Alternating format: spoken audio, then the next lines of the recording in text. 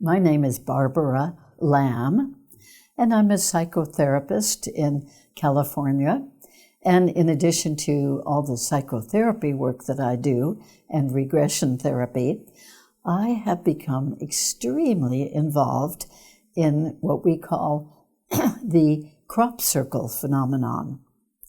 So what happened is that in 1990, never having heard of a crop circle or anything like that, I went to a big lecture forum and I looked in the program guide. They had lots and lots of lectures that we could go to. And in the program guide, I found a little picture where there usually would be the speaker's picture. And it was a funny little pattern, a little design. And I looked at that and thought, what's that? And then I looked at the title printed about the lecture forthcoming that went with that little picture. And the title said something like, Mysterious Patterns in the Fields of Britain. And when I saw that, I had a big flash of light going through me, seeming like bursting out from the center of me. And like one of those key moments when you're aware of something so new and yet it registers with a strong sense of truth.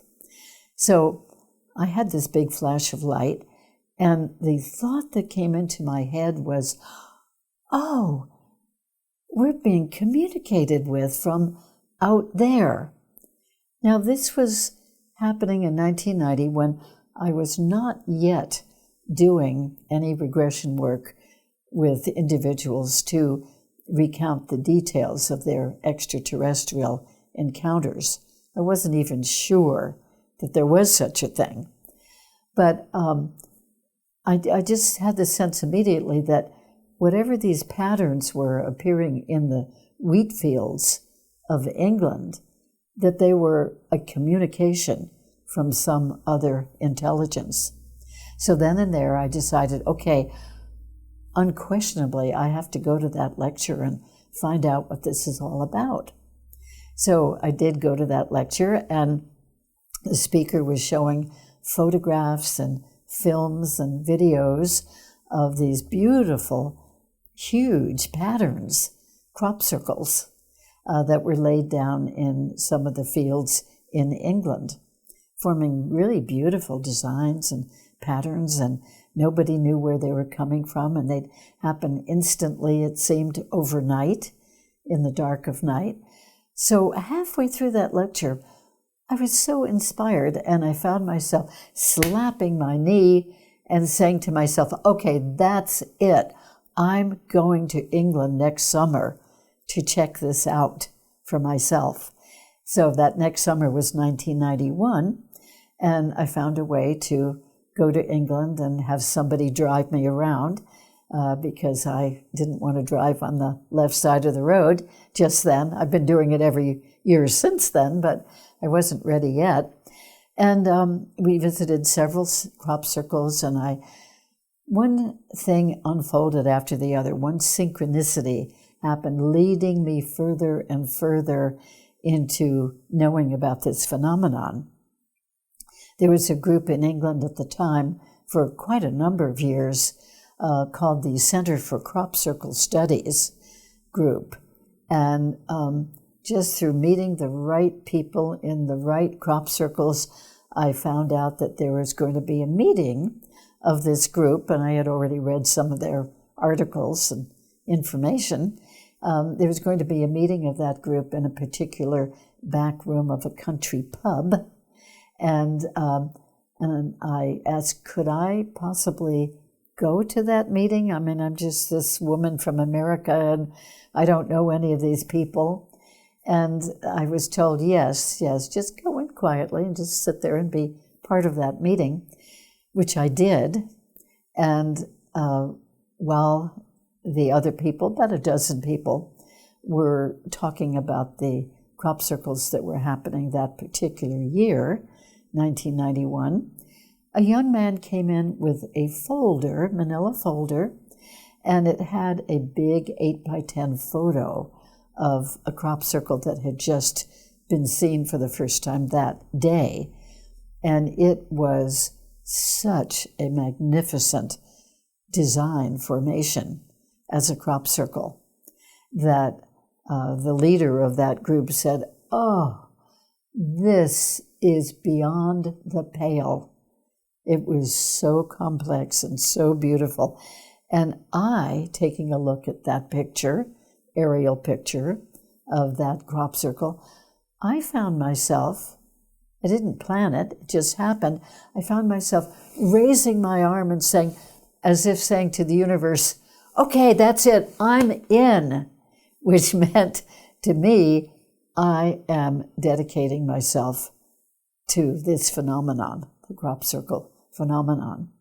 So now it's 25 years later, and I'm still very involved in the crop circle phenomenon, particularly in England, because it happens more frequently in England that these crop circles appear, and the patterns overall compared to crop circles in other countries, they are not only more numerous, but more complex and more beautiful than most of the other crop circles I've seen pictures of.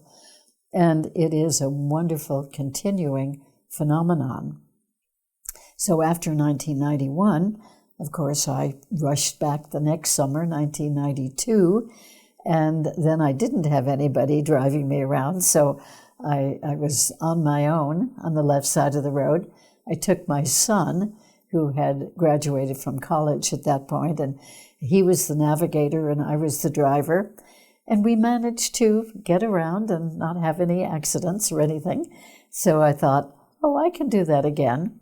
So we went into a number of crop circles, and I figured out how to find out where they were and how to negotiate the whole thing. And so I kept going back every year since then. So by now, I have seen well over 1,000 crop circles personally, that is, been in them. And it's probably more like 1,300 or 1,400 crop circles that I've personally experienced. And they're mostly in England and a very few in California as well. So I've learned more and more about it and experienced so many wondrous things in these crop circles. And there are two categories of crop circles, really, and anybody who knows anything about crop circles probably realizes there's a big controversy about whether a crop circle is man-made, and we do indeed know that some are made by small teams of young men. And the other category is what we call genuine crop circles, which are made by the mysterious source, anomalous source, that certainly seems to be coming from somewhere other than from the earth, as far as we can tell. So I've done lots and lots of detailed research on this and heard many theories by many people. And even to this particular time now, nobody really has the complete answer about crop circles. But they do keep happening, and they happen all over the world, not nearly as numerously as they do in England. But as far as I can tell through my research, every state in the United States has received at least one crop circle. Some received many more over the years. And many, many, perhaps most of the countries of the world have received at least one crop circle. Some countries like Germany and Holland in particular, and France, a few, have received quite a number of crop circles, maybe one or two each summer, but that adds up over a period of 25 or 30 years. So it's wonderful that we know it's a worldwide phenomenon. So we could ask, what is the point of these big patterns, sometimes hundreds of feet in diameter, and hundreds of feet long. There was one that was 0.8 of a mile long in one single crop circle formation. And some of them are, hundreds of feet long as well, 1,100 or 1,200 feet, as a couple of them were, with different design features along the way.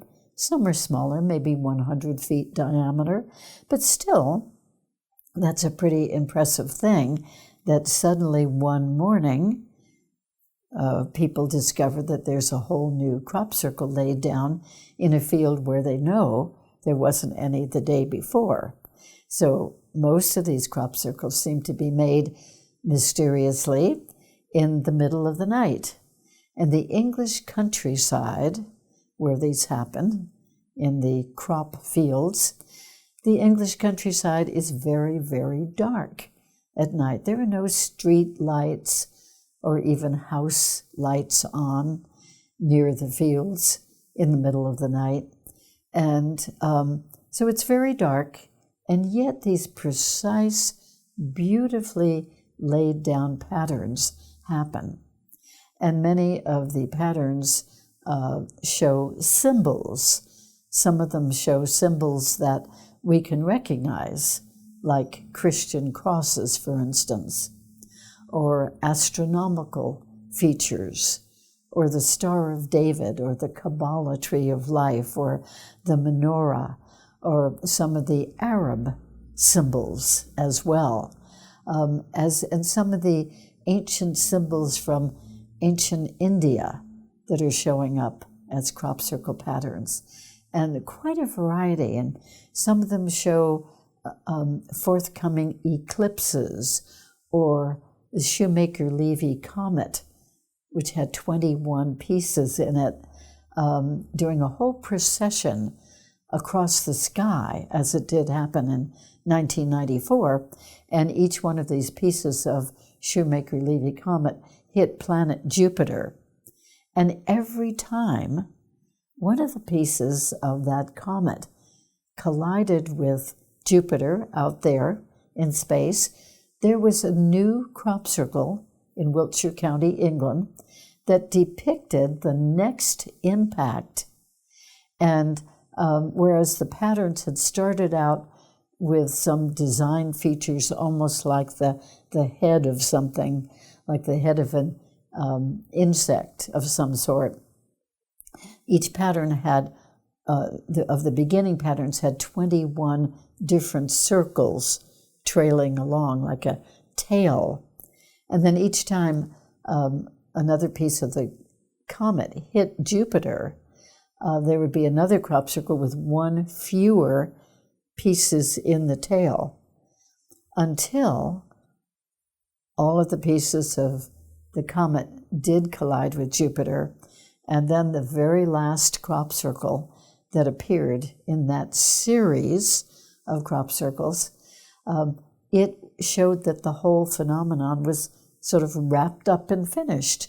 And that had a pattern with a big circle, smaller, smaller, smaller, smaller, smaller, a circle of circles, and a little crescent moon, and then a ring surrounding that whole pattern. And then that was the end of that phenomenon of Shoemaker-Levy comet colliding with Jupiter.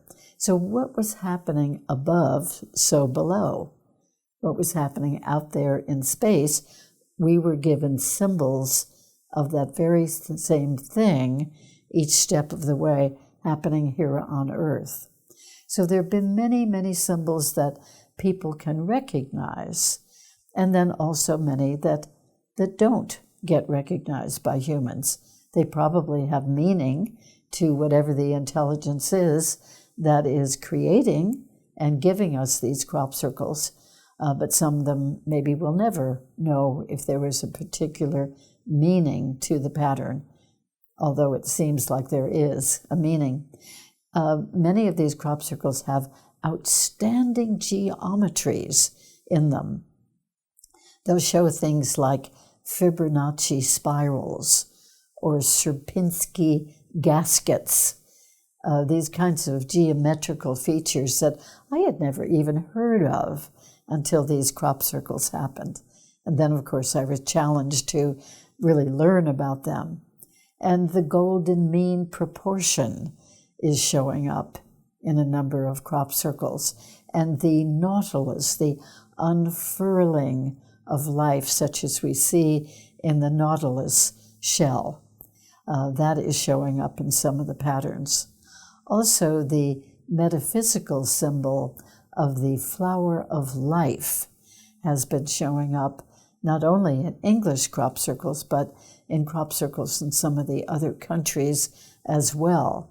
And that shows the basic components of the way that cells of life divide and replicate and form a beautiful, beautiful pattern with many pieces to it. So geometrically perfect that they're beautiful. And some of the crop circles have mathematics very involved in them, in the proportions. One of the really interesting things about the phenomenon to me is that people from all different disciplines come to England and study the phenomenon and put their take on it from their field of study. So that's why we have mathematicians, geometricians, historians, astronomers, astrologers, and all kinds of different fields of interest, including physics and quantum physics. Interference patterns are showing up as crop circles, and they're beautiful, very precise, complex patterns that are laid down as if a beautiful painting by an exquisitely talented artist. And yet these are all being laid down in the wheat fields or barley fields or oilseed canola fields, or even some of the shorter crops like soy plants and spinach plants and crops where we would never, ever guess that there would suddenly be a beautiful pattern made by laying down certain portions of that crop. So it's a great mystery. It's a wonder. And not only that, the visual effect of it, but there are strong energetic effects as well, that in these genuine crop circles by the unknown source, there is definitely an increase in energy, so that when you're walking through a field toward a crop circle and you step into that crop circle, you notice one way or the other, you notice that, the energy in this pattern is really quite different than what I felt walking through the field on the way to the same crop circle. And this energy can be measured and indicated in various ways, ways that we can really notice.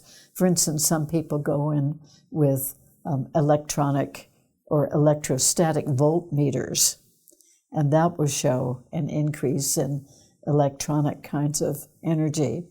Or we can go in with magnetometers that show an increase in the magnetics in that crop circle as compared to the space around the crop circle where there are no changes. This energy seems to be extremely precise. It's just in the formation that has been laid down. We can go in with dowsing rods, which will definitely register there's a change in the energy. Or pendulums. Many people will go in with a little bob hanging from a chain or a string or a wire, and they'll notice that the pendulum is moved around by the energy in that crop circle and not even a foot or so outside of the crop circle. Mysterious things happen to people in crop circles too, and that's part of the delicious part about visiting a crop circle. For instance, some people find that they actually are getting channeled messages if they'll be very quiet in a crop circle. A lot of people like to go right to the most energized part of the crop circle and sit down there and just kind of feel the energies and absorb it up through the bases of their spine. And lots of people like to lie down on their back and just sort of bask in the energy of a crop circle. And while that's happening, so that's really a state of meditation, odd things can happen.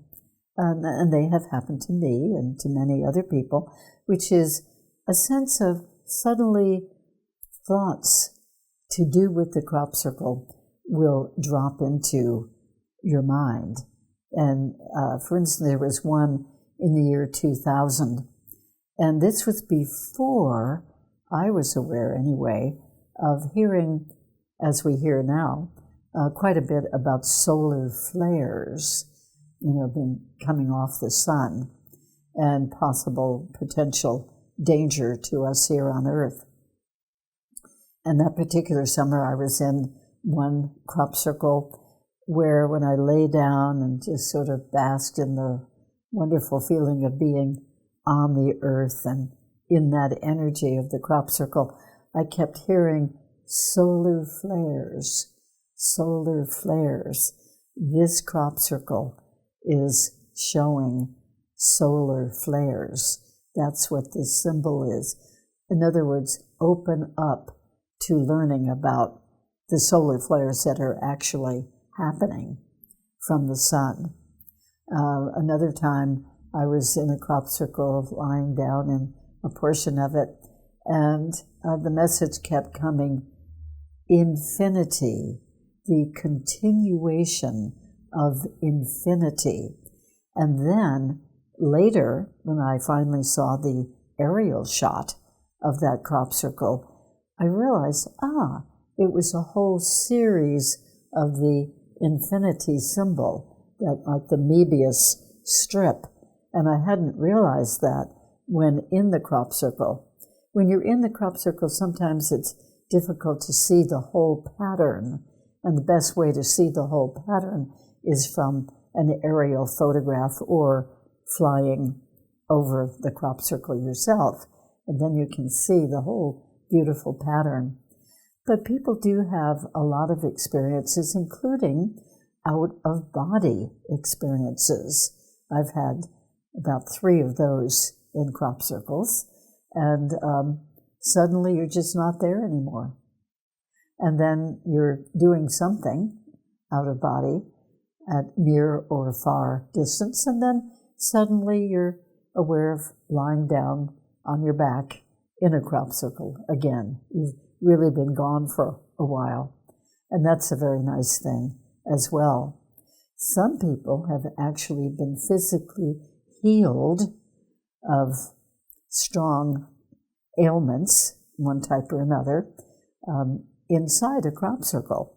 In fact, a woman named Lucy Pringle, one of the original wonderful ongoing crop circle researchers who live in England, back in about 1991, she took a friend to visit a crop circle, and they lived about an hour or so away from that particular crop circle. And while she was driving to the crop circle, she had terrible pain in her right shoulder. There had been some injury, she'd pulled muscles or something, and she could hardly drive. It was really painful to hold the steering wheel and steer it. And she and her friend got to the crop circle, parked the car at the edge of the field, and walked in. And they were in that crop circle probably for a couple of hours, just feeling the nice energy and seeing the details of the way that the crop had been laid down, and having a lovely time and chatting with other people who were in the crop circle. And then it came time to leave and drive home again. And she was halfway home when she realized that her shoulder wasn't hurting anymore. And she thought, gee, for the last hour or so, I haven't felt any pain I mean, it was so comfortable she hadn't even noticed it.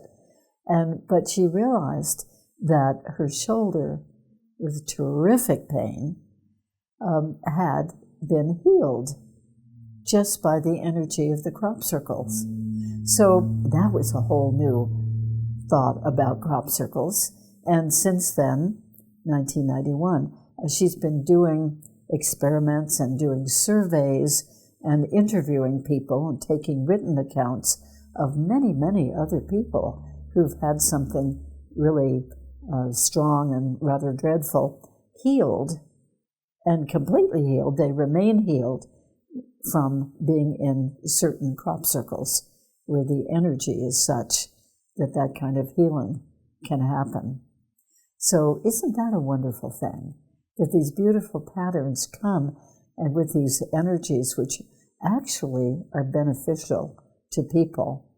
The other side of that strong energy aspect is that in the earlier days, in the late 1980s and a lot of the years of the 1990s, that the energy was so strong in some of these crop circles that it would drain batteries of cameras and camcorders, and it would definitely really affect compasses.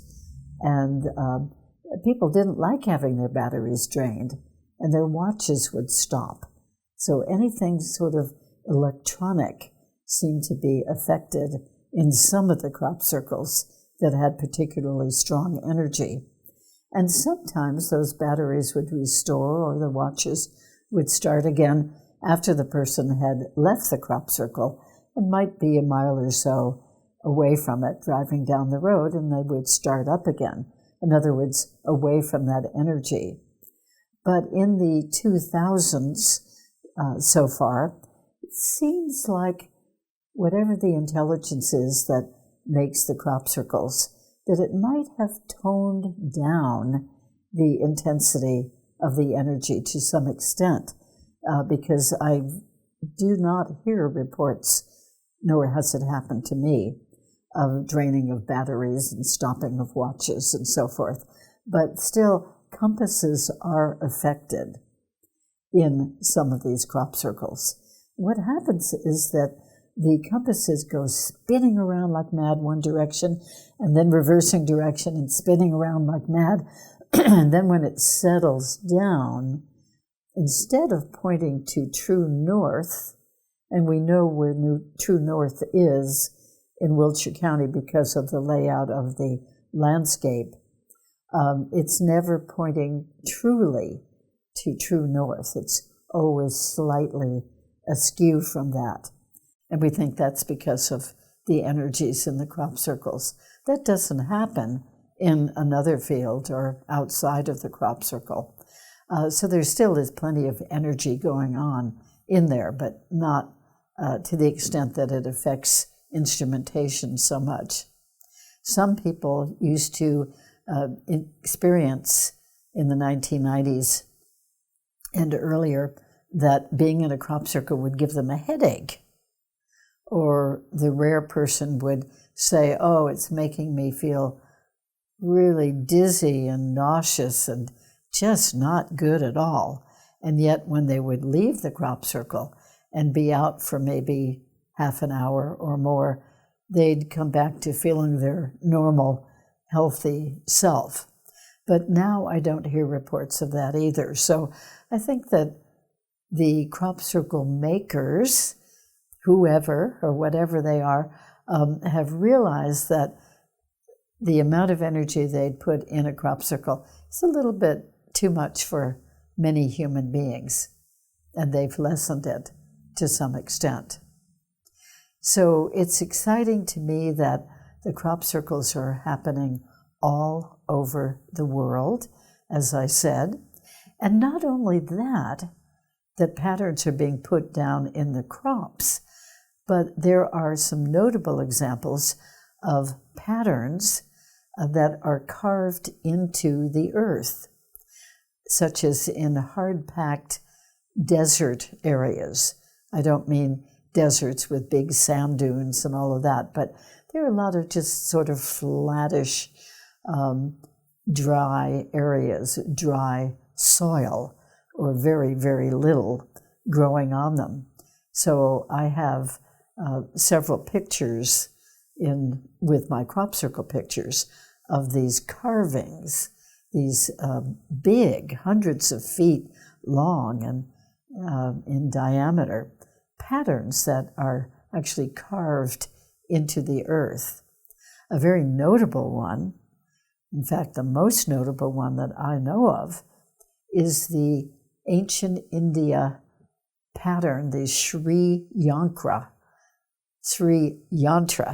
pattern. And that's very complex. It has a lot of square corners and edges and lines and parallel lines forming a beautiful pattern, and some curves forming lotus blossom shapes. And a huge one, 3 miles long on each side, was discovered in 1991, having been carved into the desert in southeastern Oregon. And this pattern was exquisitely done, just like one of these ancient patterns of the Sri Yantra. And it was discovered by some young men who were in the Coast Guard, and they were being trained as pilots, flying from a base in Idaho, and they would fly around to some of the surrounding states in their training to be good pilots. And they happened to fly over this desert area in southeastern Oregon. And as they were flying over there, they looked down and they saw, wow, look at this gorgeous pattern. And it was so big. So they flew back to their base, and the next day or so, they took a Jeep and drove to that location in Oregon, and they went out to where that pattern was, and they noticed that there were no other tire tracks there. There were no footprints, and where the pattern seemed to have been dug out of the earth, like trenches, and perfectly done, there was no earth piled up next to those trenches. So whatever had accomplished that pattern had removed any of the dirt that was taken out of the earth in those incised lines. So that's a complete mystery. And in the Middle East, there's a beautiful complex pattern on a plateau, which apparently had no plants on the plateau, so it was just carved into the rock. And a very complex pattern, which had all kinds of mathematical equations and symbolism in it. China also has a few that I know of, these carvings in the desert. And Puerto Rico, which has loads of UFO sightings in the southwest area of Puerto Rico, in that very same area, there's a large rock promontory, and fairly flat, a little bit of unevenness to it. And it was discovered one morning that there was a whole series of very large rings on that promontory. And at the most, there might have been some lichen or some moss growing on that promontory, but not by any means a real crop. So I think that whatever the intelligence is that is making crop circles is choosing some other mediums to do these patterns in. There have been snow patterns too, and patterns in ice on rivers and lakes. Those are usually circular patterns, but it's just happening here and there in the world. Nobody ever knows where it's going to happen or when, and that's part of the surprise, part of the delight of it. They just simply happen in the middle of the night, and they're just suddenly there. And you think, where did this come from? This is so intelligently designed and so perfectly executed, and all by this unknown source.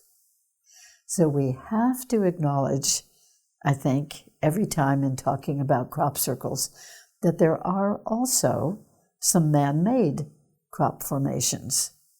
And we know, I've met some of the teams of fairly young men who go out in the fields once in a while and make a crop circle, and they lay it down with what we call stomping boards, a big flat board that they step on, and that board comes up and with a rope or a chain goes around their neck, so and they just push it down as they walk along, push down the crop.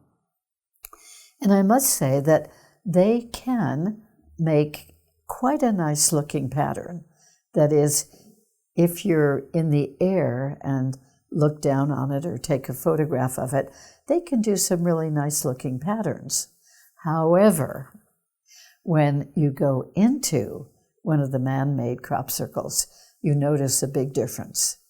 First of all, you notice that the plants are more messily, unevenly laid down, and each stalk, where it comes out of the ground, such as a wheat stalk or barley or oilseed canola or corn, each stalk is broken where it's bent over at ground level.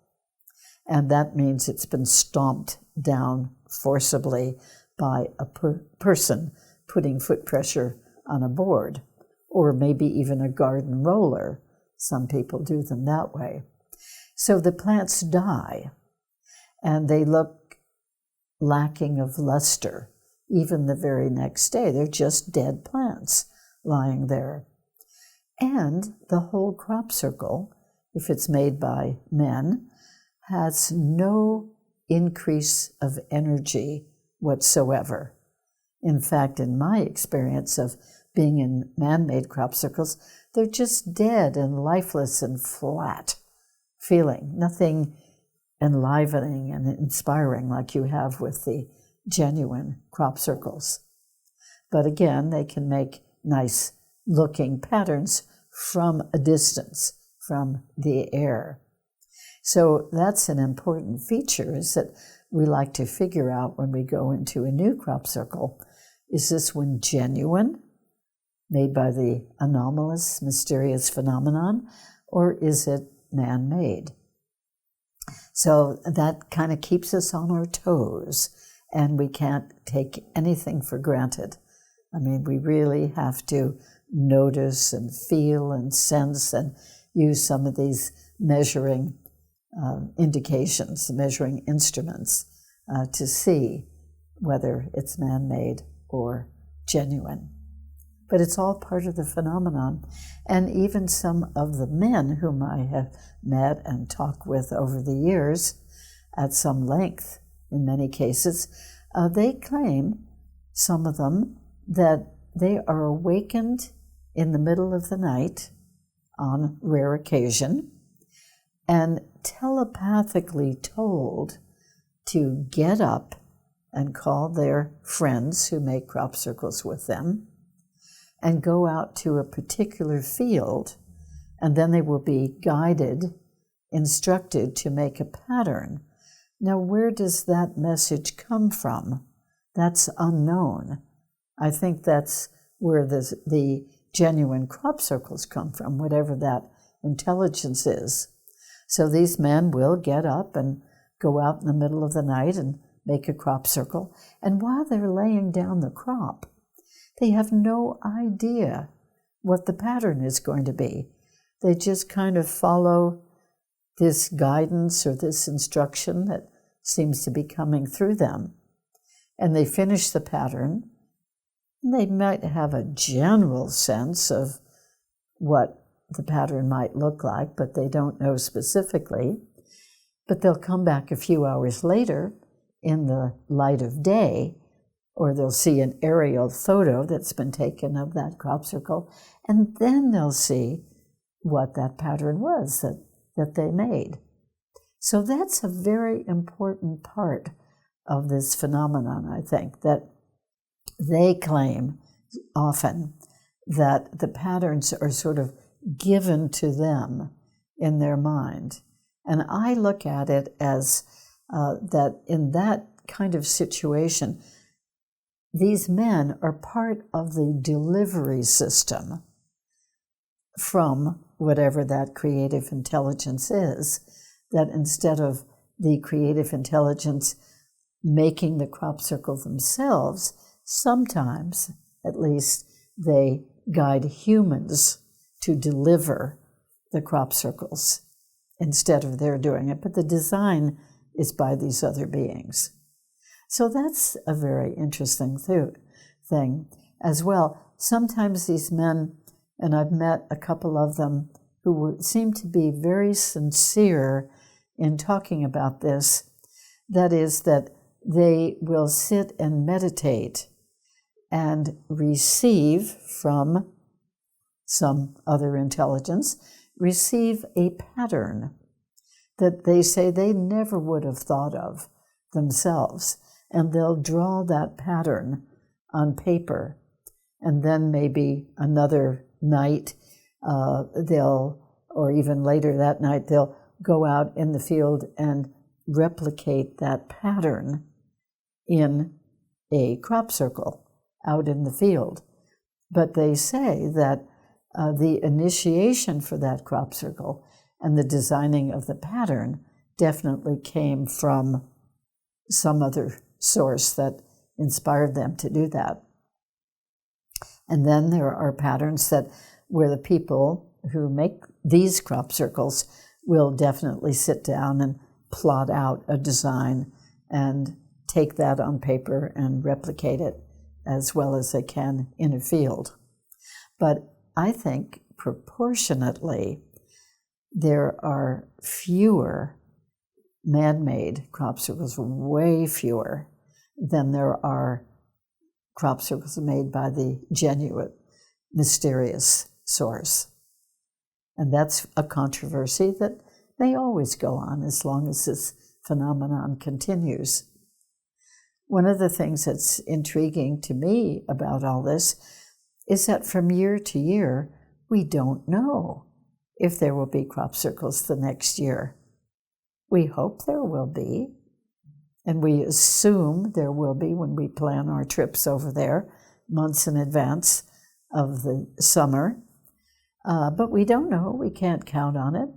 It was a phenomenon that suddenly started basically back in the 1970s, and more crop circles in the 80s, and more in the 90s and the 2000s. And it's a different number of crop circles that appear in England and in all these other countries every year. And I think it's the most exquisite gift that's been given to us by some other source. And that means that there is an attempt, at least, in communicating to us from this other source. There's also an interactive effect that I've discovered over the years. And that means that two people or one person or a group of people can sit down and decide that they'd like to see a crop circle design in a particular pattern. And they might draw the pattern so they all have it in mind, or they'll just describe it verbally and they'll each picture it. And if they meditate and send out that thought to the genuine crop circle makers and have that pattern in mind, it so often happens that later that night, in the middle of the night, the dark of the night, that crop circle will be made as if by this genuine, unknown, mysterious source. So that you see there's an interactive effect. We don't know exactly whom we're interacting with. They apparently know about us and will receive our thoughts. We know that they exist, this intelligence really is happening, but we don't really know how to picture them or how to think of them. I think of them as a them. It might be one overall intelligence nobody knows, but it certainly is fun and intriguing and a great delight to speculate about all this as we're experiencing these mysterious, wonderful crop circles.